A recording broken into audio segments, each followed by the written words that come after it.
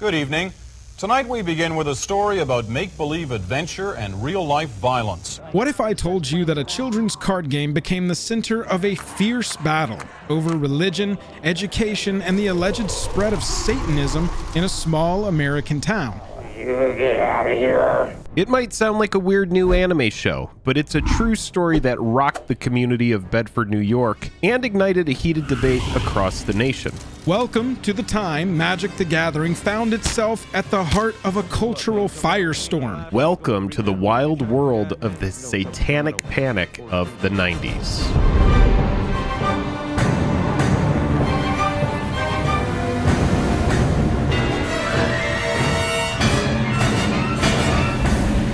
Increasingly, parents and psychiatrists are warning that the game is taking some children too far into the realm of dark and violent fantasy. Since these games are so violence-oriented, you do not just play at the game, you become the game. For the purposes of this study, we will focus on the number 666 and its use in the Universal Product Code. The Satanic Panic was a widespread phenomenon that swept through the United States in the 1980s and 1990s, fueled by fears of satanic rituals, cults, and the infiltration of demonic influence in various aspects of society, from entertainment to education. The Bedford controversy was just one example of many ways the Satanic Panic manifested itself, as concerned citizens sought to protect their communities and children from what they perceived to be dangerous influences. Smurfs carry a homosexual connotation in that most of them are male. I believe so.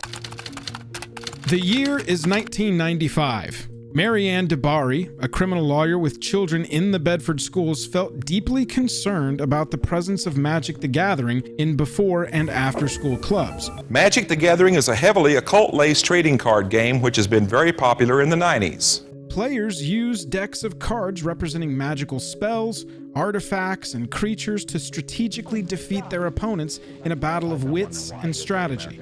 Its fantasy themes, rich world building, and competitive gameplay have attracted a large following. So Marianne did what anyone would do when they saw a demon with a pentagram on its forehead. She jumped to conclusions. Marianne expressed her concerns that the game could influence children's behavior and beliefs, leading them down a dark and dangerous path. She argued that the game's themes of magic, mythical creatures, and spells could blur the lines between reality and fantasy, causing children to become susceptible to the allure of the occult. There's blood on my knife! For me personally, I can't think of anything that would blur the lines of fantasy and reality more than a trading card game. Moreover, Marianne was worried about the potential impact on children's mental health, fearing that exposure to such themes could lead to depression, anxiety, and other negative emotions. She also believed that children might become isolated from their peers who didn't play the game, thus increasing the risk of social alienation. She was just trying to protect the nerds, okay? So Marianne decided to join forces with like-minded mothers and formed the group called Concerned Parents, Citizens, and Professionals Against the Seduction of Children, or KPKPSOC, which is gibberish for the Concerned Parents. Their objective was to address the perceived negative influence of the game and its potential effects on children's minds. But more importantly, they got to feel like they were doing something, and there was probably pizza. Who doesn't love a pizza party with some hot gossip? One student who played Magic the Gathering was Mark Robinson, a 10th grader who had struggled to make friends and connect with his peers. Mark's mother, Susanna Robinson, shared her perspective during a school board meeting. Before my son discovered Magic the Gathering at school, he was very isolated and had a hard time making friends. The game gave him a common interest with other students and helped him form bonds with people who shared his love for strategy and fantasy. I understand the concerns of the concerned parents, but for my son, playing this game at school was a turning point that allowed him to overcome his social struggles and build meaningful relationships. Magic the Gathering made him cool, which we all know is how it works. But Marianne didn't care how much of an absolute dweeb Mark was, or how cool it made him to play Magic the Gathering, or how it legitimately made him more confident around others. To the concerned parents, Magic the Gathering wasn't just a harmless card game. Ms. DeBari argued it uses incantations to the devil, contact from below. It is a real belief in a real bad religion. The concerned parents' accusations struck a nerve within the Bedford community, causing a whirlwind of reactions from both sides of the debate. Some residents expressed support of the group, believing that the school district should remove any content that could be seen as inappropriate or promoting occult practices. One such supporter was Jane Thompson, a mother of 2 children in the Bedford Central School District. She shared her experience during a public meeting. My daughter came home one day, visibly upset. She told me about a game her friends were playing with spells and creatures, and she was frightened out it was Magic the Gathering. When I discovered that the school was to support the concerned parents' cause, so allowing this game to potentially harm them or lead them astray, she said, grabbing another slice of pepperoni to the light snaps of applause from the other concerned parents. However, the majority of the community members disagreed with the concerned parents' claims.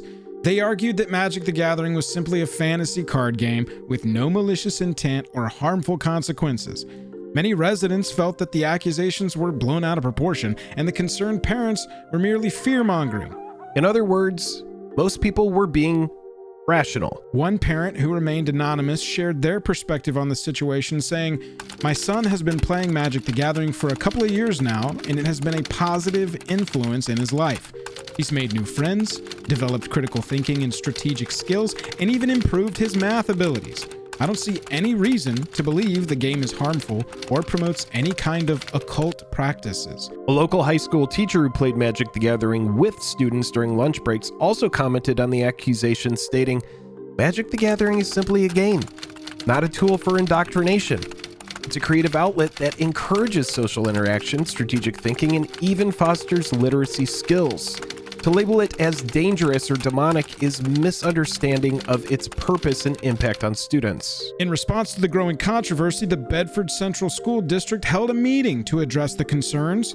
The event attracted a large crowd, filling the 685-seat Fox Lane High School auditorium with an additional 300 people watching via closed-circuit television in the school hallways. The real argument that should have been going on between these 1,000 parents is what is going on with this guy's fingers. Among those who spoke out in defense of the school district and its curriculum was Adam Leeds, a 7th grader who regularly played Magic the Gathering. He argued that out of the 2,500 cards in the game, it's crazy when you think there's 25,000 now, more than that, it would have been hard to find even 20 at the time that could be considered objectionable. He reassured the audience, saying there are no chants, no sacrificing, no death, and definitely no contact from below. Even though the majority of the community members disagreed with the concerned parents' views, there were still a few who supported their cause. One high school student, Clem Bettino, thanked Ms. DeBari for her courage, saying, "I'm probably going to be hated for this, but I'm in agreement. I've seen the cards and they are revolting." Clem's statement makes him the first person to speak out publicly against The Walking Dead in MTG. As the debate in Bedford reached a boiling point, the concerned parents decided to take legal action, resulting in the court case Altman versus the Bedford Central School District. The plaintiffs, represented by Mary Ann DeBari, who at this point was just a time stone away from completing the Infinity Gauntlet, argued that the school district had violated the First Amendment's Establishment Clause by promoting non-Christian religions and occult practices through Magic the Gathering and other elements of the curriculum. A representative from the Bedford Central School District defended their position, stating, "Our curriculum is designed to expose students to a wide range of cultural perspectives and historical contexts. We firmly believe that understanding and appreciating the rich tapestry of human history and beliefs is crucial for fostering empathy and critical thinking in our students. And if it happens to make kids believe that they could summon a demon to do their math homework, well, that was just a bonus." They didn't say that. I just think that last part would have been funny. The school district maintained that Magic the Gathering was a popular and engaging game that provided an opportunity for students to develop various skills such as problem solving, teamwork, communication, you've heard them. The game's fantasy setting and themes were not intended to indoctrinate children into any particular religious or spiritual belief system, but rather to stimulate their imagination and creativity. They compared it to games like dodgeball or checkers, both famously known for their religious neutrality. They didn't bring up tic-tac-toe, though. That game is just targeted, overt religious propaganda, and we all know it.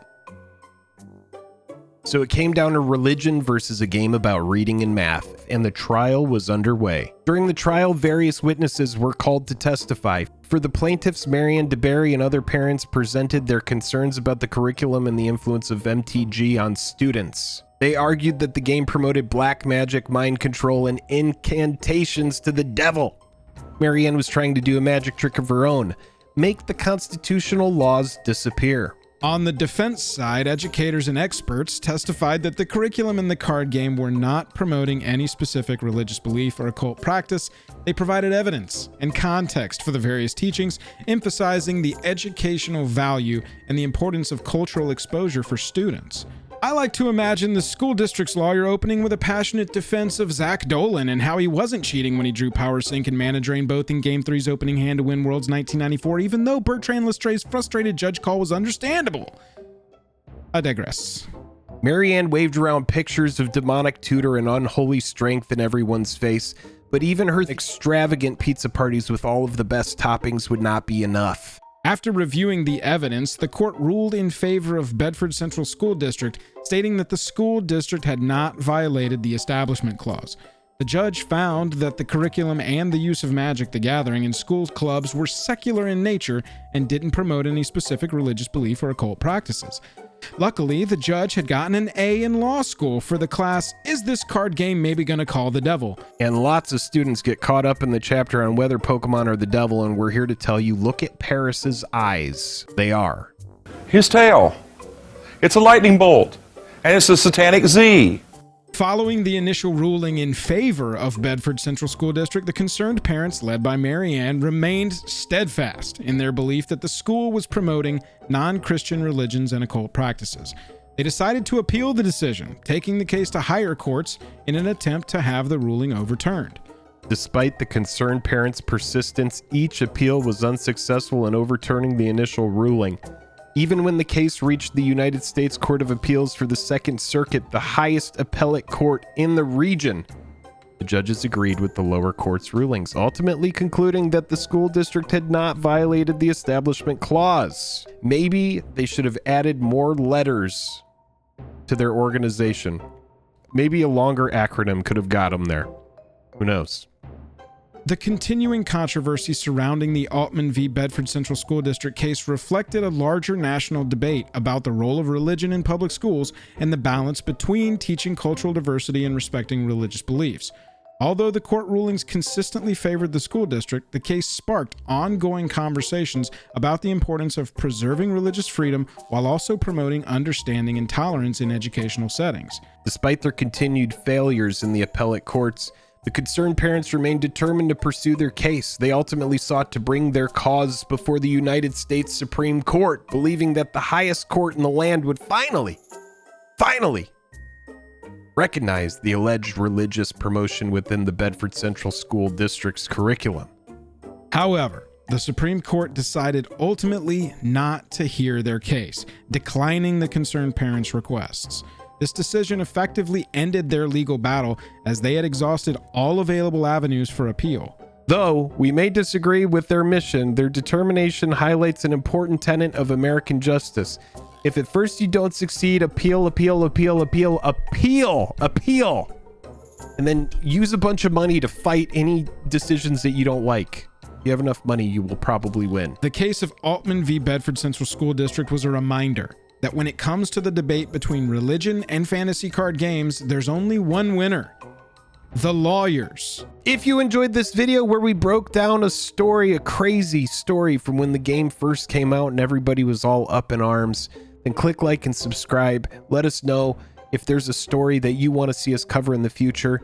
And if you've seen more than one of our videos and you want to know whenever we post or go live, make sure you're subscribed so that you get a notification.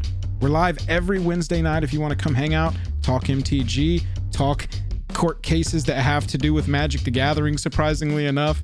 And other than that, I'm tapped out. Talk to you soon. See you later, Warehouse.